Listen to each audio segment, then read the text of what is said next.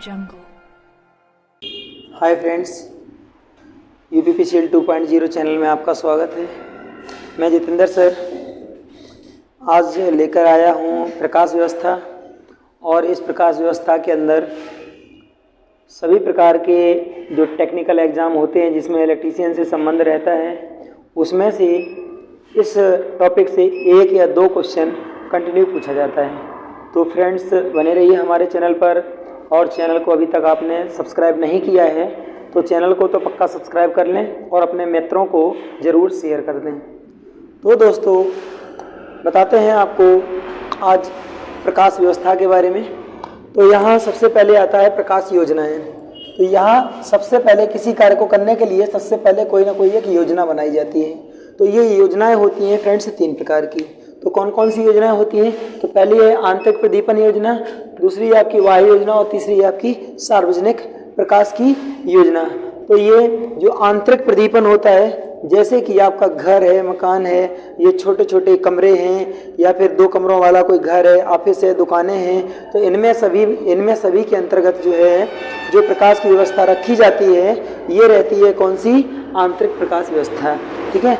और जैसे यहाँ पर दिया गया बाहरी प्रकाश व्यवस्था, तो बाहरी प्रकाश व्यवस्था के अंतर्गत आएगा जैसे खेल के मैदान हैं बड़े बड़े, और रेलवे स्टेशन है, रेलवे स्टेशन पर जो लाइटें लगाई गई हैं। इसके बाद जो आपका डॉकयार्ड है जहाँ पानी वाले शिप जो है वो रुकते हैं, एयरपोर्ट है, ऐसे स्थान जो हैं, ऐसे स्थान बहुत बड़े बड़े बाग बगीचा, या फिर जैसे मान करके चलिए चिड़ियाघर वगैरह होते हैं, तो ऐसे स्थानों पर जो प्रकाश किया जाएगा, ठीक है, ऐसे स्थानों, शादी समारोह आ गया, ऐसे स्थानों का जो प्रकाश होता है ये कैसा होता है? इसको हम मतलब बाह्य प्रकाश व्यवस्था कहते हैं। अब आया आपका सार्वजनिक प्रदीपन। तो सार्वजनिक प्रदीपन या सार्वजनिक प्रकाश व्यवस्था के अंतर्गत आता है जैसे चौराहे पर लगी हुई बत्तियां या फिर सिग्नल लाइट जो हैं, वो सभी आते हैं आपके किसके अंतर्गत? सार्वजनिक प्रकाश व्यवस्था के अंतर्गत। ठीक है दोस्तों, जो ट्रैफिक होता है या फिर ट्रैफिक लाइट होती है या रोड पर लगी हुई जो बत्तियां हैं, ये सार्वजनिक प्रकाश के अंतर्गत आती हैं। तो याद रखना, सार्वजनिक प्रकाश के अंतर्गत आती हैं सड़क पर लगी हुई बत्तियां,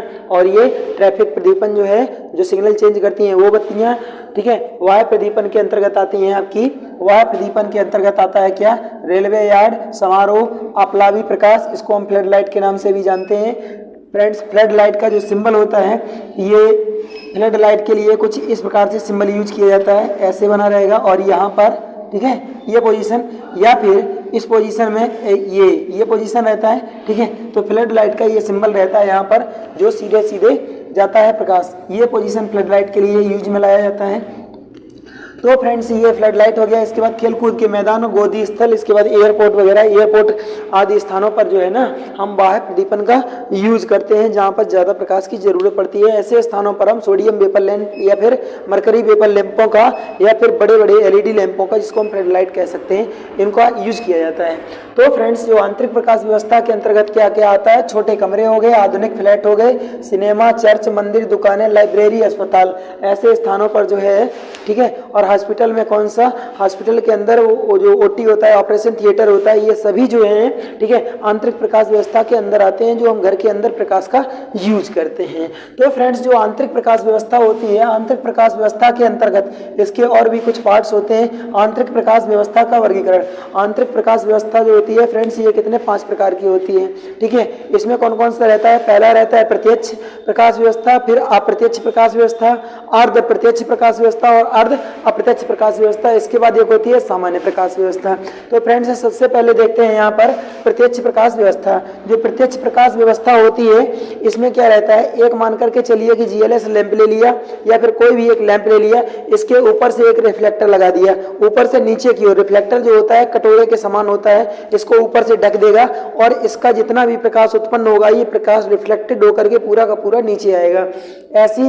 इस प्रकार की प्रकाश व्यवस्थाओं का उपयोग हम जो वर्किंग बेंच होती है, जहाँ पर कार्यशाला में जो बेंच होती है वर्किंग बेंच, इस स्थानों पर सीधा प्रकाश करने के लिए, प्राप्त करने के लिए, या फिर जो लेथ मशीन होती है ऐसे स्थान पर हम यूज कर सकते हैं। या फिर जहाँ पर जैसे हड्डी वाले जो दांत के जो डॉक्टर होते हैं, वो वो भी अपना वर्किंग बेंच पर जहाँ पर कार्य करते हैं, दांत वाला उखाड़ने का या लगाने का काम करते हैं, वहाँ भी इस प्रकाश का यूज किया जाता है। या फिर ऑपरेशन थिएटर में जो ऑपरेशन टेबल होती है, ओटी टेबल जो होती है, उस स्थान पर भी डॉक्टरों को प्रत्यक्ष प्रकाश की जरूरत पड़ती है। तो फ्रेंड्स याद रखना कि प्रत्यक्ष प्रकाश के अंतर्गत जो है ओटी आता है, ऑपरेशन थिएटर इसी के अंतर्गत आता है, ठीक है। और इसमें ऊपर की ओर रिफ्लेक्टर लगाया जाता है। ये रिफ्लेक्टर एल्युमिनियम का भी हो सकता है और इसके अंदर निकल का लेप लगा दिया जाता है। फ्रेंड्स जब निकल का लेप लगाएंगे, ठीक है, जब निकल का लेप लगाएंगे तो ये टिन का भी लेप लगाया जा सकता है। वैसे निकल का लेप ज्यादा लगाते हैं क्योंकि ये बहुत तीव्रता से चमकता है। जब निकल का लेप लगाएंगे जो प्रकाश उस पर परावर्तित होता है वो वापस पूरा का पूरा नीचे की तरफ आता है,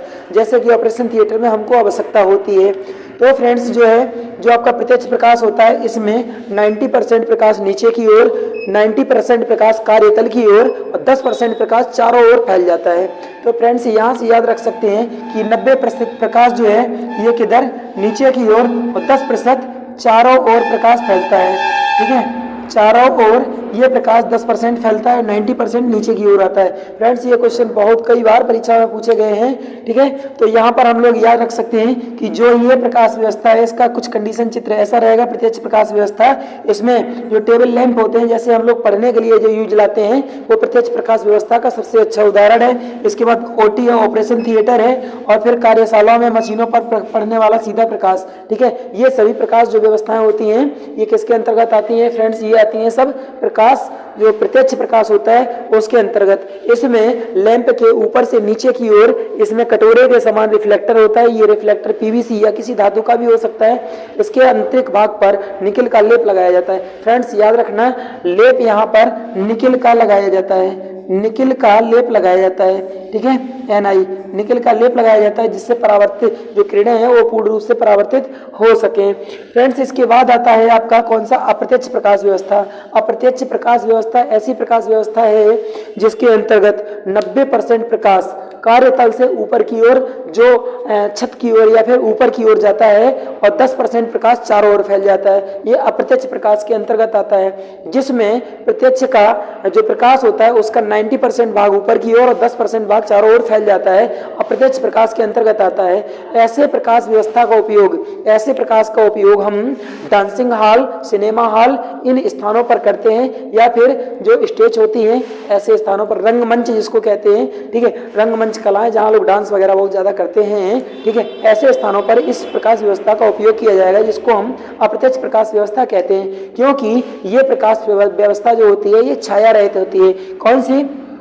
जो आपकी अप्रत्यक्ष प्रकाश व्यवस्था है इसमें रिफ्लेक्टर को लैंप के निचले स्तर पर लगाया जाता है और लैंप को लटका दिया जाता है छत में, जैसे कि गमले को लटकाया जाता है ऐसे छत में लटका दिया जाएगा और ये प्रकाश तो उत्सर्जित करेगा लेकिन इसका 90% प्रकाश छत की ओर जाएगा, फिर परावर्तित होकर के प्रकाश नीचे की ओर आता है। तो फ्रेंड्स याद रखना ये अप्रत्यक्ष प्रकाश जो है ये छाया रहित प्रकाश होता है। ये ऐसे स्थान पर उपयोग में लाया जाता है जहां पर रंगमंच उपयोग में लाया गया हो। रंगमंच का मतलब होता है डांसिंग वगैरह, ठीक है। तो यहाँ पर जैसे कि लिखा गया है कि डांसिंग हॉल में और सजावटी प्रकाश व्यवस्था या ऑफिसों में, ठीक है, जैसे दरवाजों पर जो झूमर वगैरह लटकाए गए हैं ऊपर से नीचे की ओर, ठीक है, ऐसे स्थानों पर भी ये अप्रत्यक्ष प्रकाश उपयोग में लाया जाता है, ठीक है। और ड्राइंग ऑफिस में इस प्रकाश का उपयोग किया जाएगा। जब ड्राइंग ऑफिस में इस प्रकाश का उपयोग करेंगे तो ड्राइंग बनाते समय छाया रहित प्रकाश दिखाई देगा, ठीक है, और कोई भी कलम किधर को भी घुमाएंगे तो हमको किसी भी प्रकार की कोई छाया नहीं पड़ेगी और चित्र बहुत ही सुंदर बनेगा। तो फ्रेंड्स कई बार पूछा गया है कि ड्राइंग ऑफिसों में, ठीक है, किस प्रकार के प्रकाश व्यवस्था का उपयोग किया जाता है, तो ये होता है अप्रत्यक्ष प्रकाश व्यवस्था। और डांसिंग हॉल में भी हम अप्रत्यक्ष प्रकाश व्यवस्था का यूज करते हैं। एक बार फ्रेंड्स पेपर में क्वेश्चन पूछा गया है कि छाया रहित प्रकाश जो है ये किस प्रकार की प्रदीपन व्यवस्था का उदाहरण है। तो याद रखना फ्रेंड्स छाया रहित जो प्रकाश है ये आपकी अप्रत्यक्ष प्रकाश व्यवस्था का ही उदाहरण है। कौन सा? छाया रहित प्रकाश। छाया रहित प्रकाश, इसमें किसी भी प्रकार की छाया नहीं बनती है। तो फ्रेंड्स याद रखना है ये 90% प्रकाश जो है इसमें ऊपर की ओर जाता है और 10% जाता है नीचे की ओर। अभी पिछली बार जो यूपीपीसीएल का एग्जाम हुआ था इसमें ये दोनों क्वेश्चन उठा लिए गए थे एक साथ। तो फ्रेंड्स याद रखना ये परसेंटेज वाला पूछा गया था दोनों क्वेश्चन, ठीक है। प्रत्यक्ष प्रकाश व्यवस्था में कितना प्रकाश नीचे की ओर आता है या कार्यतल की ओर आता है, तो 90%। अप्रत्यक्ष में उतना ही प्रकाश ऊपर की ओर जाता है, मतलब 90% प्रकाश जो है ये ऊपर की ओर जाता है। तो फ्रेंड्स आगे दिया गया है कि अप्रत्यक्ष अर्ध प्रत्यक्ष प्रकाश, जो अर्ध प्रत्यक्ष प्रकाश व्यवस्था होती है, इनका उपयोग हम घर, मकान, दुकान, इन ऑफिसों में, इन सभी स्थानों पर हम कर सकते हैं। जैसे कि एलईडी जो होता है, ये अर्ध एलईडी जो होता है अर्ध प्रत्यक्ष प्रकाश व्यवस्था का उदाहरण है। जैसे यहाँ पर हम लोग देख सकते हैं, ये एलईडी लैंप है, इसका ऊपर का आधा भाग ऊपर का ढका हुआ है और निचला वाला ये ओपन स्पेस है। अगर इसमें अंदर जो प्रकाश उत्पन्न होगा, इसके द्वारा जो ये प्रकाश उत्पन्न करेगी एलईडी, ठीक है, तो ये प्रकाश केवल इस लैंप के द्वारा निचले स्तर से चारों तरफ फैलेगा, ठीक है, परंतु ये ऊपर की तरफ प्रकाश नहीं जाएगा। इसमें ऊपर की तरफ नहीं जाएगा, परंतु चारों ओर कितना प्रकाश जाएगा, यहाँ 10% से 40% प्रकाश, ठीक है, 10% से 40% प्रकाश चारों ओर जाता है, जबकि 60 से 90% प्रकाश नीचे की ओर आता है। तो फ्रेंड्स याद रखना, कितना, 60 से 90% प्रकाश जो है ये नीचे या कार्यतल की ओर आता है, बाकी का प्रकाश 10 से 40% चारों ओर जाता है। तो ये जो एलईडी होती है, ये अर्ध प्रत्यक्ष प्रकाश व्यवस्था का एग्जाम्पल है। तो फ्रेंड्स इसका उपयोग जैसे कि मैंने बताया कमरों में, ठीक है, मकान में, छोटे रूम है उनमें, घरों के अंदर, इनका सबका, दुकानों में, ऑफिसों में, हर जगह इनका उपयोग किया जा सकता है, परंतु आंतरिक प्रकाश व्यवस्था में इसका उपयोग जनरली करते हैं। जो आपका अभी अगला है आपका चौथा, अर्ध अप्रत्यक्ष प्रकाश व्यवस्था।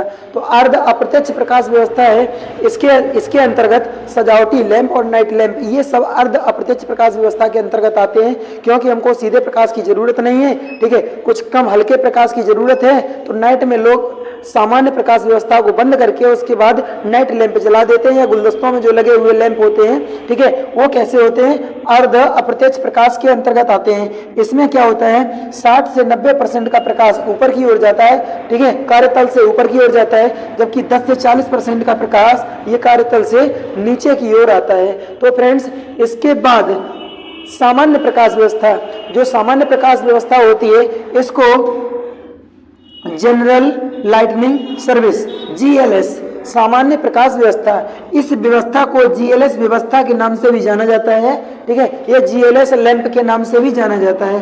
तो फ्रेंड्स जीएलएस लैंप जो होता है, ये क्या होता है, जीएलएस लैंप, इसका नाम होता है जनरल लाइटनिंग सर्विस लैंप। ये लैंप यही सामान्य लैंप होता है जो 10-15 रुपए के मार्केट में मिलते हैं, जैसे सूर्या प्रकाश और भी मेट्रो वगैरह बहुत सारे लैंप आते हैं, ठीक है, ये जनरल लाइटनिंग सर्विस के अंतर्गत आते हैं। इस जो सामान्य प्रकाश व्यवस्था है, ये एक सस्ती व्यवस्था होती है, इसको गरीब और अमीर सभी लोग इसको यूज कर सकते हैं। इस व्यवस्था में जो आपका प्रकाश होता है, ये 50-50% होता है, 50% कार्यतल की और 50% कार्यतल से ऊपर। जो सामान्य प्रकाश व्यवस्था होती है, इस व्यवस्था में फ्रेंड्स 50% प्रकाश कार्यतल की ओर और 50% प्रकाश जो है ऊपर की ओर या फिर चारों ओर फैलता है। तो फ्रेंड्स इसको याद रखना, ये सामान्य प्रकाश व्यवस्था के अंतर्गत जीएलएस लैंप आता है। और फ्रेंड्स सभी प्रकार की प्रकाश व्यवस्थाओं में जो जीएलएस लैंप है, ठीक है, इस लैंप का जो पावर फैक्टर होता है, ये इकाई होता है। ये एसी सिस्टम पर कार्य करता है, प्रत्यावर्ती धारा प्रणाली पर कार्य करता है, और इसका जो पावर फैक्टर होता है ये इकाई होता है। अगर इसको डिश धारा पर या डीसी प्रणाली पर उपयोग में लाया जाएगा, तब भी इसका पावर फैक्टर इकाई होगा, और प्रकाश का जो विवरण होगा ये 50% कार्यतल की ओर और 50% जो होता है वो कार्यतल से ऊपर की ओर। इसका उपयोग हम कहाँ कर सकते हैं, सामान्य प्रकाश के लिए रसोई में, खुले मैदानों में, बगीचों में आदि स्थानों पर हम इसका उपयोग कर सकते हैं। सीएफएल और फ्लोरोसेंट जो ट्यूब होती है लंबी वाली, ठीक है, ये भी किसके अंतर्गत आती है दोस्तों, ये सामान्य प्रकाश व्यवस्था के ही अंतर्गत आती है, क्योंकि फ्लोरोसेंट ट्यूब जो होती है ये चारों तरफ इसका एक समान प्रकाश होता है, इसलिए इसको हम सामान्य प्रकाश व्यवस्था के अंतर्गत रखते हैं। सीएफएल का पूरा नाम होता है compact fluorescent lamp. Friends CFL जो होती है इसका पूरा नाम होता है कॉम्पैक्ट फ्लोरोसेंट